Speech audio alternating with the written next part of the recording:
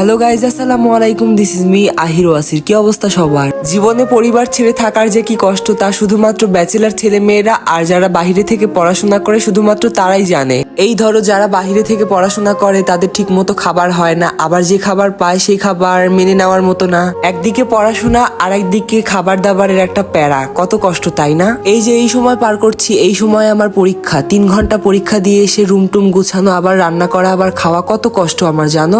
এটা মানতেই হবে, তুমি যদি চলার পথে তোমার বাবা মাকে না পাশে পাও তাহলে তোমার জীবন অর্ধেক শেষ। কারণ তাদের মতো আপন এই পৃথিবীতে কেউ হয় না। তুমি 2 বেলা 3 বেলা না খেয়ে থাকো, কেউ তোমাকে জিজ্ঞেস করবে না যে তুমি খেয়েছো কিনা। কিন্তু বাবা মা তারা সব সময় তোমার খোঁজ খবর নিবে তুমি ঠিক মতো খাবার খেয়েছো কিনা। আমি যতই তাদের সম্পর্কে বলবো না কেন ততই কম হয়ে যাবে। তো আমিও পরিবার ছেড়ে বাহিরে থেকে পড়াশোনা করি, তাই সবকিছু আমাকে নিজেকেই সামলাতে হয়, রান্না বান্না পড়াশোনা। তো আজকের ভিডিও পর্যন্তই, দেখা হচ্ছে নেক্সট কোনো ভিডিওতে। ততক্ষণ আল্লাহ হাফেজ।